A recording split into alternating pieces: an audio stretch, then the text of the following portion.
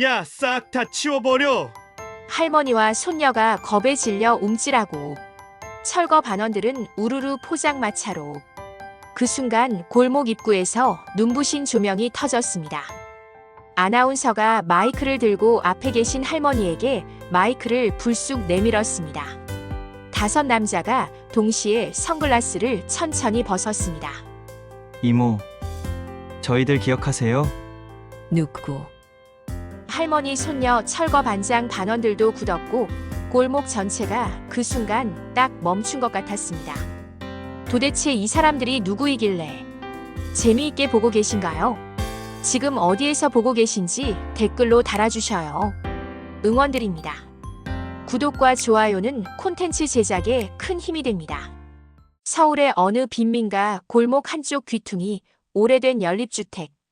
담벼락 아래에는 작은 포장마차 하나가 자리를 잡고 있었습니다. 가게라고 부르기엔 너무 작고 그냥 노점이라고 부르기엔 너무 정겨운 곳이었죠. 천막 1장, 나무 선반 2개, 그리고 낡은 찜기 하나. 그게 전부였습니다. 오후 6시가 조금 넘은 시각이었습니다. 골목엔 다소 많은 사람들이 지나가고 있었고 겨울 저녁 늦은 오후라 가로등 불빛만 흐릿하게 바닥을 비추고 있었습니다. 그 불빛 아래에서 할머니는 이미 반죽된 찐빵 재료 마지막을 빚고 있었습니다. 밀가루 묻은 2 손이 느리지만 쉬지 않고 움직이고 있었고 찜기 아래 연탄불은 벌겋게 달아올라 골목 안으로 따뜻한 기운을 내뿜고 있었습니다. 갓 익은 찐빵 냄새가 차가운 늦은 저녁 공기를 타고 골목 끝까지 퍼져나갔습니다. 할머니의 이름은 김복래, 올해 71살이었습니다. 이 포장마차 앞에 선지 꼭 40년이 된 해였죠. 처음엔 젊었고 그 다음엔 중년이었고 이제는 허리가 조금 굽었습니다. 하지만 찐빵을 빚는 손만큼은 한 번도 느려진 적이 없었습니다. 그때였습니다. 골목 어귀에서 묵직한 엔진 소리가 들려왔습니다. 승합차 한 대가 아니었습니다. 2 대였습니다. 차들은 속도를 줄이지 않은 채 좁은 골목 안으로 들어섰고 헤드라이트 불빛이 할머니의 포장마차를 정면으로 쏘아댔습니다. 할머니가 손을 멈추고 눈을 가늘게 떴습니다. 차에서 내린 건 건장한 남성 6명이었습니다. 형광조끼를 입고 안전모를 쓴 남자들이었습니다. 그들 앞에 한 남자가 성큼성큼 걸어 나왔습니다. 30대 후반쯤 되어 보이는 남자였는데 서류 봉투를 겨드랑이에 끼고 장갑을 끼면서 포장마차 앞에 딱 섰습니다. 여기 불법 노점입니다. 오늘 안으로 전부 철거합니다. 말이 끝나기도 전에 남자는 품에서 빨간 스티커를 꺼내 포장마차 기둥에 철썩 붙였습니다. 할머니의 손에서 반죽이 툭 떨어졌습니다. 새하얀 반죽이 시멘트 바닥에 부딪히며 납작하게 퍼졌습니다. 할머니는 그것을 내려다봤습니다. 잠시 아무 말도 하지 않았습니다. 그 소리에 포장마차 뒤쪽 계단을 내려오던 발소리가 빨라졌습니다. 교복 치마에 가방을 반쯤 맨 채로 손녀 지은이 뛰어나왔습니다. 고등학교 3학년 18살이었습니다. 저희 여기서 오래 장사했어요. 20년도 더 됐다고요. 할머니, 지금 어디 가시라는 거예요? 목소리가 떨렸습니다. 하지만 지은이는 철거 반장 앞을 막아섰습니다. 2 다리가 떨리고 있었지만 발은 움직이지 않았습니다. 철거 반장은 서류를 꺼내 지은 앞에 펼쳐 보이며 말했습니다. 구역 개발 고시 이후 유예기간이 끝났습니다. 절차대로 진행하는 겁니다. 절차요? 저희한테 제대로 된 통보는 한 번도 없었어요. 민원은 구청에 접수하세요. 나는 지시대로 따를 뿐입니다. 철거 반장은 지은을 지나쳐 반원들에게 고개를 끄덕였습니다. 남자들이 일제히 움직이기 시작했습니다. 차양 끝을 잡아당기는 소리, 철제 선반을 흔드는 소리, 찜기 전원 코드를 뽑는 소리가 뒤섞였습니다. 할머니가 그제야 앞으로 나섰습니다. 2 팔을 벌려 포장마차 기둥을 껴안았습니다. 이거 못 뜯어. 내 손으로 세운 거야. 목소리는 낮았지만 흔들리지 않았습니다. 할머니의 2 팔이 기둥을 꽉 쥐고 있었고 손마디가 하얗게 변해 있었습니다. 골목 안에 있던 주변 사람들이 하나둘 모여들기 시작했습니다. 하지만 아무도 선뜻 나서지 못했습니다. 다들 철거 통보를 이미 받은 터였기 때문이었습니다. 지은이는 그 모습을 보며 주머니 속에서 휴대폰을 꺼냈습니다. 손가락이 화면 위에서 잠깐 멈췄다가 녹화 버튼을 눌렀습니다. 찜기는 이미 꺼져 있었습니다. 골목 안을 가득 채우던 찐빵 냄새가 차가운 새벽 공기 속으로 조금씩 흩어지고 있었습니다. 찜기가 꺼진 자리에서 마지막 김이 가느다랗게 올라오다 이내 사라졌습니다. 골목 안을 가득 채우던 찐빵 냄새도 어느새 차가운 겨울 저녁 공기에 밀려 흔적 없이 흩어지고 있었습니다. 할머니는 기둥을 붙잡은 채 꼼짝하지 않았고 지은이는 그 옆에서 떨리는 손으로 휴대폰 화면을 붙들고 있었습니다. 바로 그때였습니다. 골목 입구 쪽에서 눈부신 빛이 쏟아졌습니다. 헤드라이트가 아니었습니다. 훨씬 강하고 하얀 빛이었습니다. 방송 조명이었습니다. 철거 반원들이 하던 동작을 멈추고 일제히 골목 입구 쪽으로 고개를 돌렸습니다.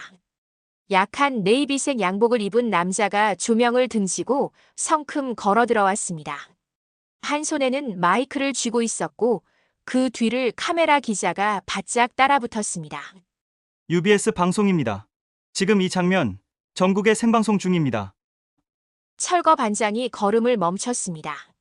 장갑 낀 손이 허공에서 잠깐 떠 있었습니다. 지금 방송 허가는 받으셨습니까? 대한민국 헌법 제21조 언론의 자유입니다. 공공장소에서 취재하는데 허가는 필요 없습니다. 아나운서인 듯한 이가 몸을 돌려 할머니 쪽으로 천천히 걸어왔습니다. 조명빛이 할머니의 얼굴을 환하게 비췄습니다. 할머니, 지금 상황 말씀해 주실 수 있으십니까? 아나운서인 듯한 이가 마이크를 할머니 입 앞에 가져다 놓으니 그의 손목에 아주 작고 예쁜 천하대 장군 펜던트 팔찌가 나타났습니다. 할머니는 처음에 그것을 인지할 정신이 하나도 없었어요. 할머니는 그저 정신이 없어서 고개를 저었습니다. 그때 지은이가 할머니 팔을 살짝 잡았습니다. 말은 하지 않았습니다. 그냥 꼭 쥐었습니다. 할머니가 손녀 쪽으로 고개를 돌렸고 두 사람의 눈이 마주쳤습니다.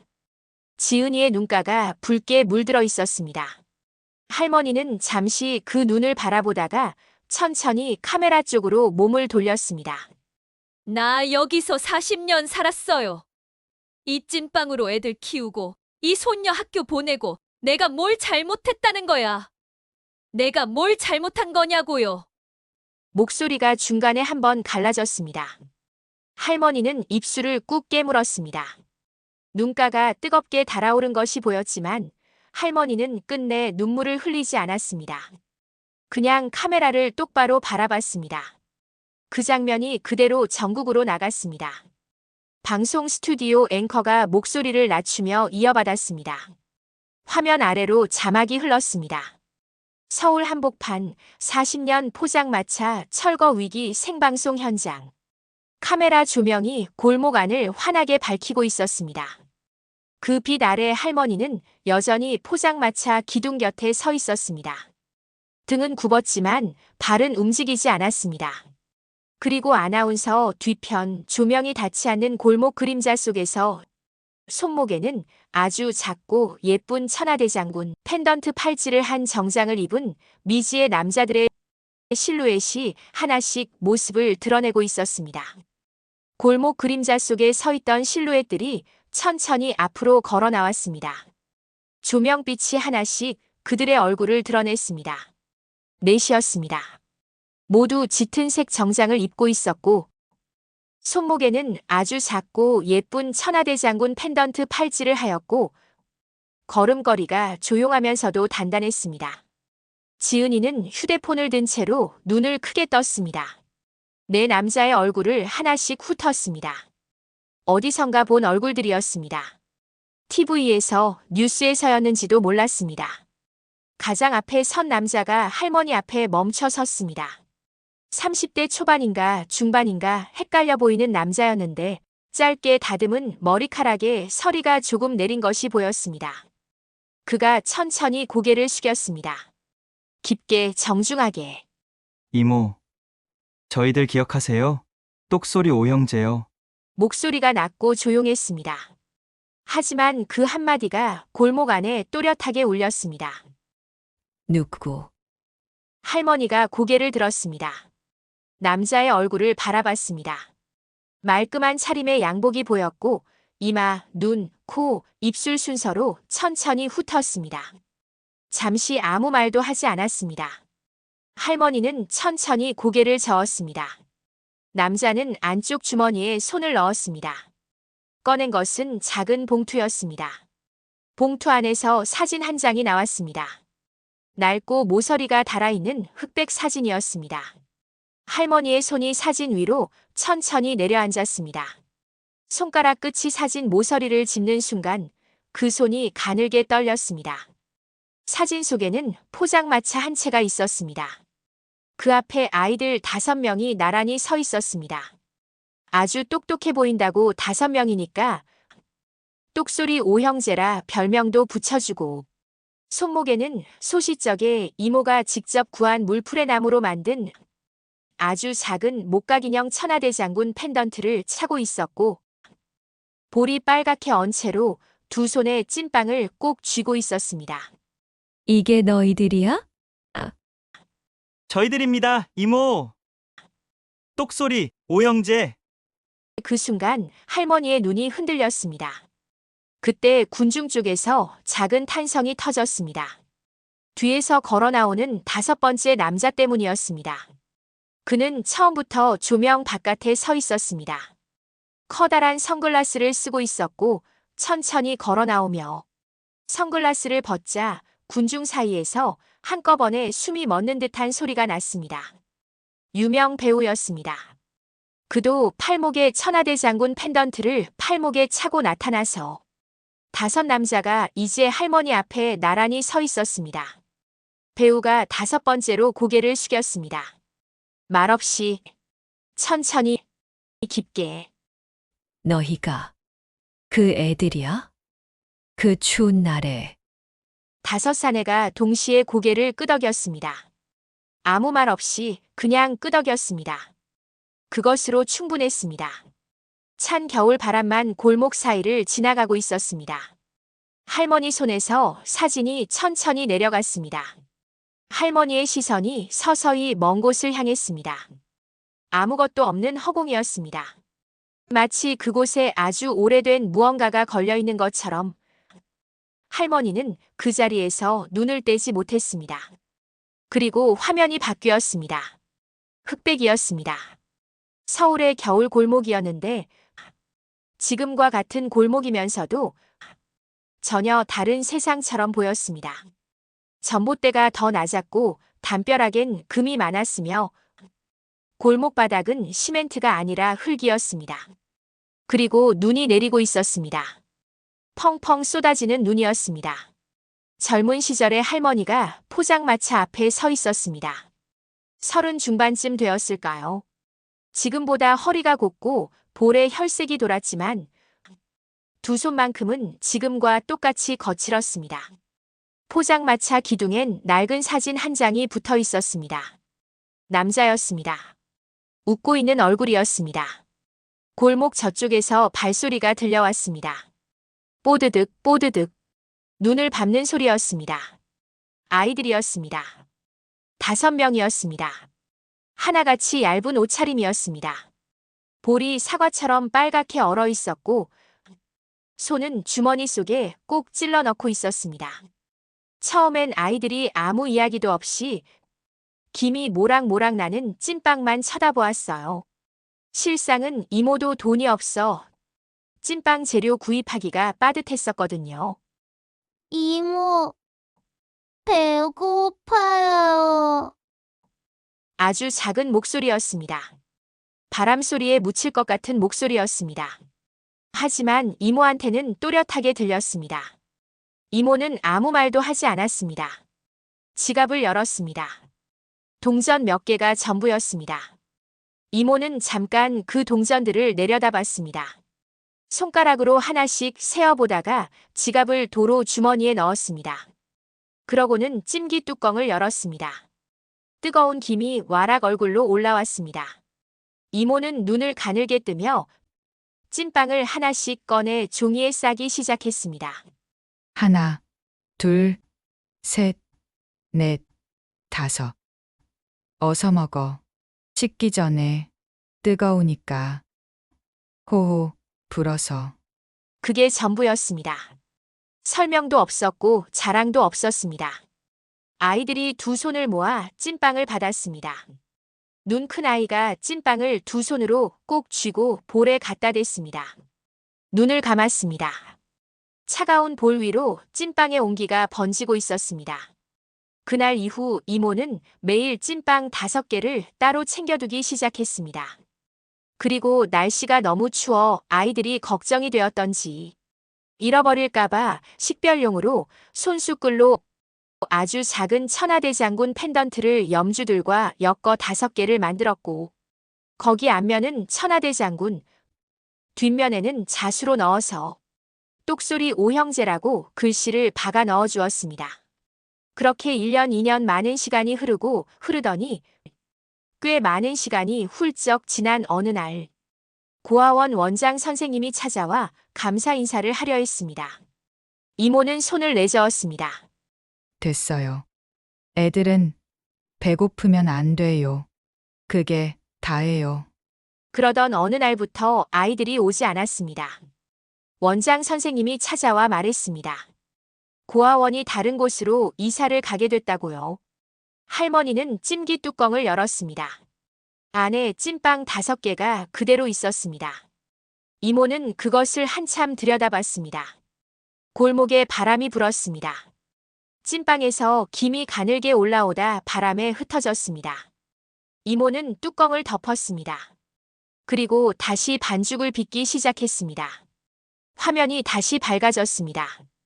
겨울 골목의 흑백 장면이 거치고 현재의 빛이 돌아왔습니다. 할머니의 눈이 천천히 초점을 찾았습니다. 먼 곳을 향해 있던 시선이 다시 눈앞의 얼굴들 위에 내려앉았습니다. 아나운서가 카메라를 향해 돌아섰습니다. 마이크를 쥔 손이 평소보다 조금 더 단단하게 쥐어져 있었습니다. 이분들을 소개해 드리겠습니다. 저는 UBS 방송의 아나운서 김준혁입니다. 그리고 저는 오늘 이 자리에 방송인으로서만 온 것이 아닙니다. 저는 그 고아원 아이들 중 하나였습니다. 먹을 것이 귀하던 그 시절 그 겨울에 그리고 수년 동안 이모한테 찐빵을 받았던 아이였습니다. 할머니의 눈이 크게 열렸습니다. 입술이 달싹였지만 말은 나오지 않았습니다. 이번에는 박성우가 검사가 마이크를 인계받았습니다. 이쪽은 박성우 검사입니다. 현재 서울중앙지검에서 일하고 있습니다. 누군가 억울하게 당하는 걸 두고 볼 수가 없었습니다. 그게 제가 검사가 된 이유입니다. 그 마음이 어디서 왔는지는 이모를 보면 알 것 같습니다. 이번에는 박성우가 검사가 마이크를 인계받았습니다. 저는 최인하 판사입니다. 현재 서울가정법원에 재직 중입니다. 법이 따뜻할 수 있다는 걸 저는 어릴 때 이미 배웠습니다. 차가운 날에 따뜻한 걸 내미는 사람이 있다는 것. 그것이 제가 처음으로 배운 온기였습니다. 이번에는 박성우가 검사가 마이크를 인계받았습니다. 다음은 이동현입니다. 치과 전문의로 서울에서 병원을 운영하고 있습니다. 그 찐빵 온기가 아직도 여기 남아있는 것 같습니다. 이모. 이동현이 할머니의 손을 두 손으로 조심스럽게 잡았습니다. 차갑고 거친 손이었습니다. 할머니의 손이 그 안에서 가늘게 떨렸습니다. 마지막으로 배우 오재현이 앞으로 나섰습니다. 그는 천천히 할머니 앞으로 걸어와 그 자리에서 무릎을 꿇었습니다. 고개를 깊이 숙이고 그냥 그 자리에 있었습니다. 그리고 군중을 향해 말했습니다. 이분이 저희 5명의 어머니입니다. 그 말이 끝나는 순간 골목 어딘가에서 누군가 울음을 터뜨렸습니다. 5이 한 목소리로 말했습니다. 이모, 우리 왔습니다. 할머니의 턱이 떨렸습니다. 눈가가 뜨겁게 달아올랐고 오랫동안 참고 있던 눈물이 주름진 볼을 타고 조용히 흘러내렸습니다. 많이들 컸네 그려. 할머니의 그 한마디가 골목 안에 조용히 내려앉은 뒤로 잠시 아무도 말을 하지 않았습니다. 그런데 그 고요함을 먼저 깬 것은 감동도 눈물도 아니었습니다. 서류 봉투 하나였습니다. 검사 박성우가 품 안에서 두툼한 봉투를 꺼냈습니다. 서류 몇 장을 펼쳤습니다. 빽빽하게 적힌 글자들이 방송 조명 아래 또렷하게 드러났습니다. 이 철거, 처음부터 이상했습니다. 노점 철거에는 반드시 사전 고지 절차가 있어야 합니다. 최소 열흘 전에 서면으로 통보해야 하고, 당사자가 이의를 제기할 수 있는 기간도 보장해야 합니다. 그런데 이 건은 그 절차가 없었습니다.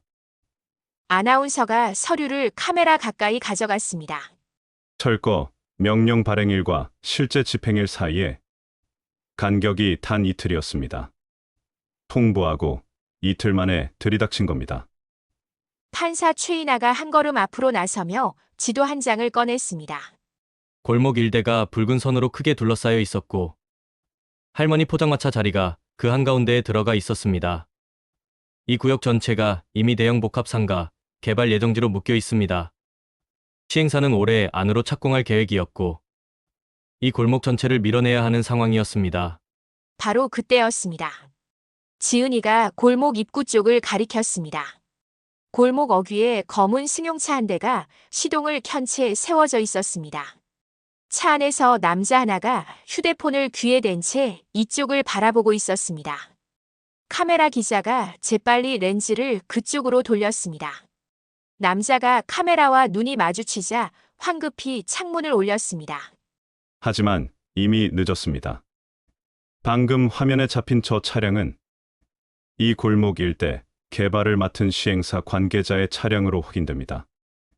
박성우가 서류를 다시 정리하며 말을 이었습니다. 할머니 포장마차만이 아니라 이 골목 상인 여럿이 비슷한 시기에 같은 방식으로 철거 통보를 받았다는 사실이 드러났습니다. 골목 안쪽에서 분식집 주인이 앞치마를 두른 채 앞으로 나섰습니다. 그 다음에도 또 한 명이 나섰습니다. 골목에 서 있던 상인들이 하나씩 앞으로 나오고 있었습니다. 할머니는 그 모습을 지켜봤습니다. 자신만의 일이 아니었다는 것을 이 순간에야 온전히 알게 된 것 같았습니다.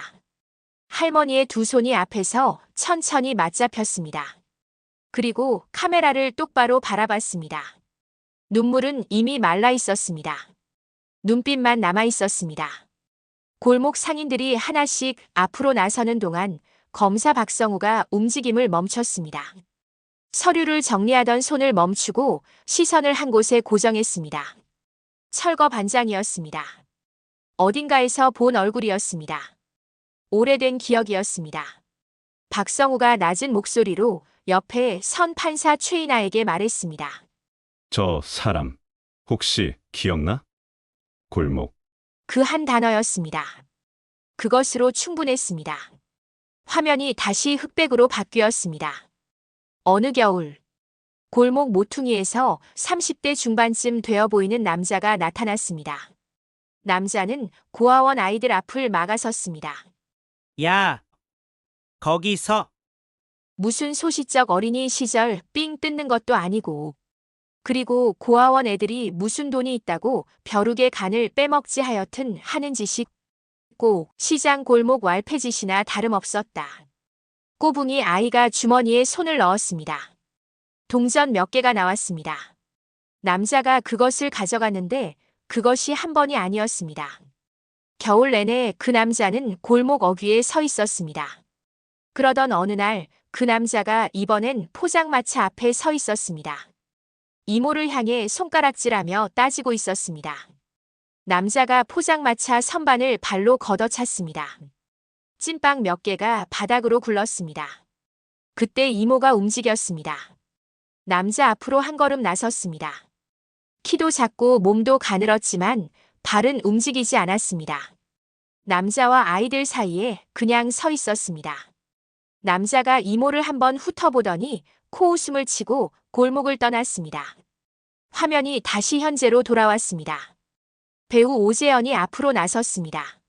철거 반장만 봤습니다. 나는 기억합니다. 그 골목에서 겨울마다 당신이었잖습니까? 무슨 소리요?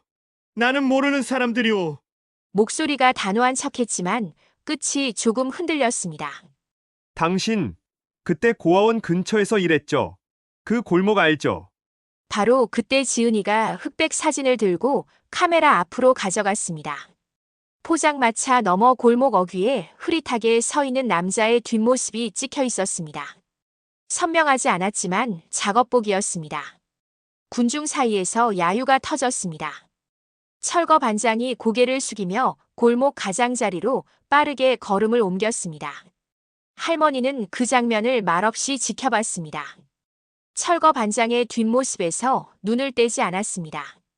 철거 반장의 뒷모습이 골목 가장자리로 사라지고 난 뒤에도 골목 안은 한동안 웅성거림이 가라앉지 않았습니다.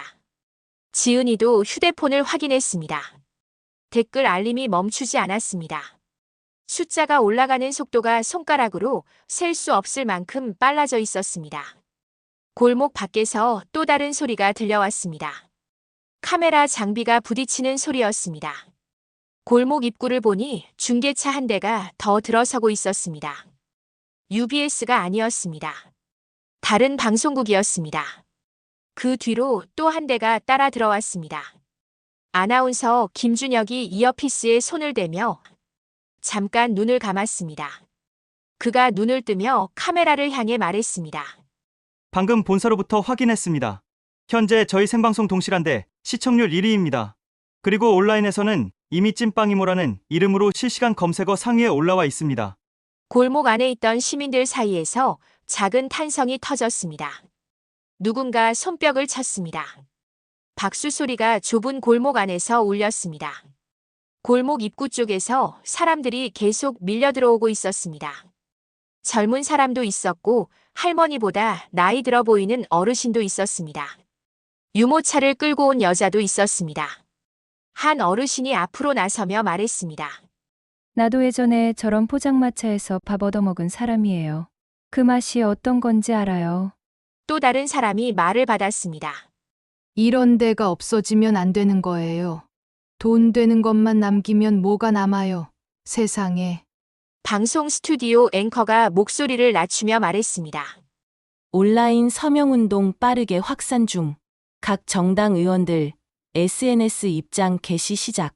구청 민원 전화 폭주. 골목 어딘가에서 누군가 스마트폰 라이트를 켰습니다. 작은 불빛이었습니다. 겨울 바람에 흔들렸지만 당연히 꺼지지 않는 불빛이었습니다. 스마트폰 불빛이 하나에서 둘이 됐습니다. 둘에서 넷이 됐습니다. 골목 안에 작은 불빛들이 하나씩 늘어났습니다.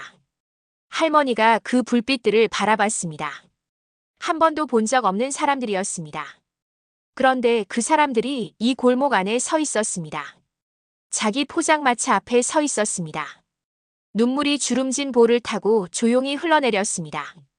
의사 이동현이 할머니 곁으로 조용히 다가왔습니다. 아무 말 없이 옆에 섰습니다. 할머니 어깨 위에 손을 살며시 얹었습니다. 골목 안에 촛불이 계속 늘어났습니다. 바람이 불었지만 당연히 스마트폰 불빛들은 꺼지지 않았습니다. 스마트폰 불빛들이 골목 안에서 흔들리고 있었습니다. 시민들이 좌우로 흔들 때마다 촛불처럼 가늘게 일렁거리는 것처럼 보였지만 당연히 그 마음만은 하나도 꺼지지 않았습니다. 아나운서 김준혁이 마이크를 내려놓았습니다. 천천히 조용히 내려놓았습니다. 그가 입을 열었습니다. 방송인의 목소리가 아니었습니다. 그냥 한 사람의 목소리였습니다. 이모가 아니었으면 저는 지금 여기 없었을 겁니다. 그 겨울에 배가 고팠습니다. 그냥 고픈 게 아니라 내일도 모레도 계속 고플 것 같은 기분이었습니다. 그런데 이모가 찐빵을 내밀었습니다.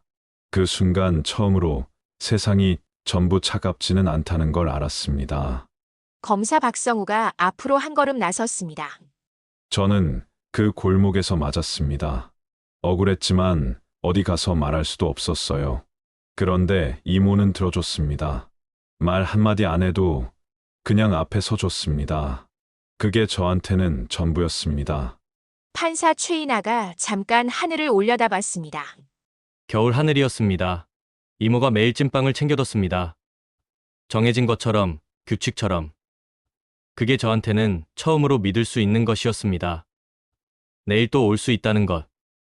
그게 있으면 사람이 버틸 수 있더라고요. 의사 이동현이 할머니를 바라보며 말했습니다. 저는 아픈 아이들 손을 잡는 사람이 됐습니다. 그게 어디서 왔는지 오래 생각했는데 결국 여기더라고요. 이모 손에서 찐빵을 받던 그 순간이었습니다.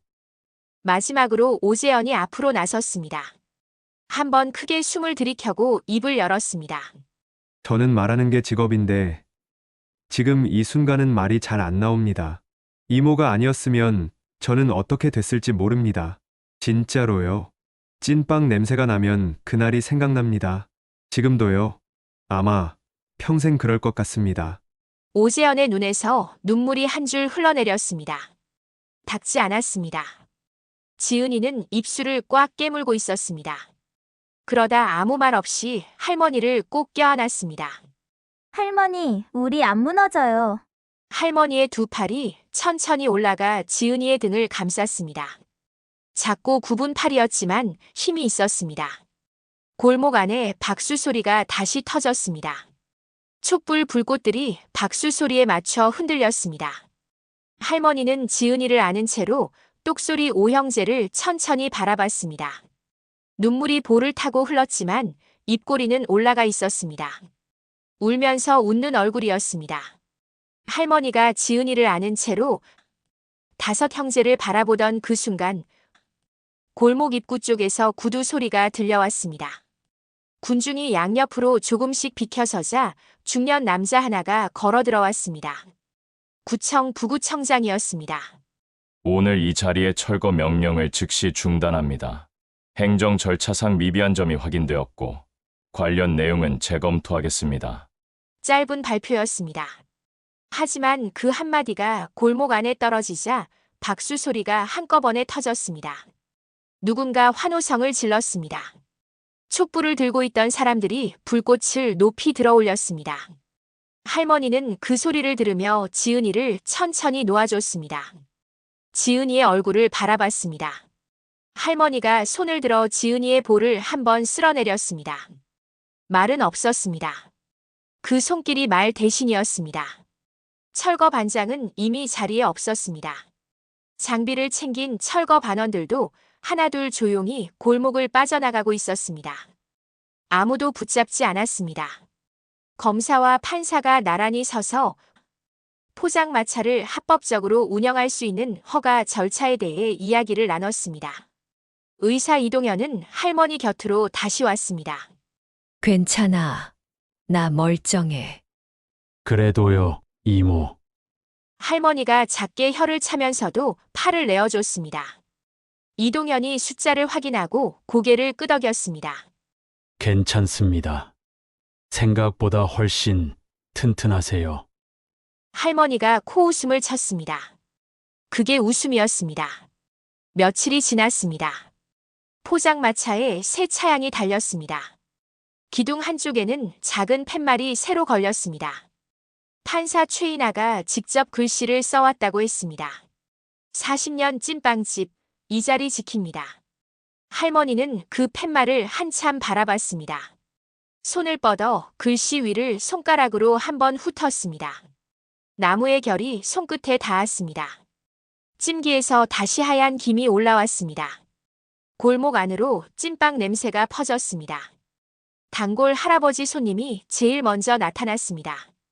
포장마차 앞 작은 의자에 털썩 앉으며 말했습니다. 한 개 줘요. 할머니가 아무 말 없이 찐빵 하나를 종이에 싸서 내밀었습니다. 할아버지가 눈을 가늘게 뜨며 한 입 베어 물었습니다. 역시 여기 거야. 할머니가 픽 웃었습니다. 그리고 어느 평범한 오후였습니다. 정장을 입은 다섯 남자가 나란히 골목 안으로 들어섰습니다. 다섯이 나란히 서더니 한 목소리로 말했습니다. 이모, 찐빵 5개 주세요. 할머니가 찜기 뚜껑을 열었습니다. 뜨거운 김이 와락 올라왔습니다. 찐빵을 하나씩 꺼내 종이에 쌌습니다. 하나, 둘, 셋, 넷, 다섯. 그것을 5 남자 앞에 하나씩 내밀었습니다. 많이 먹어. 어릴 때처럼. 5 남자가 2 손으로 찐빵을 받았습니다. 아무도 바로 먹지 않았습니다. 잠깐 그냥 쥐고 있었습니다. 그 온기가 식기 전에 느끼고 싶은 것처럼요. 골목 위로 하얀 찐빵 김이 피어올랐습니다. 겨울 공기 속으로 천천히 퍼져나갔습니다. 바람이 불었지만 냄새는 오래 남았습니다. 포장마차는 그 자리에 있었습니다. 오늘도 내일도요. 작은 찐빵 하나가 5개의 인생을 바꿨습니다.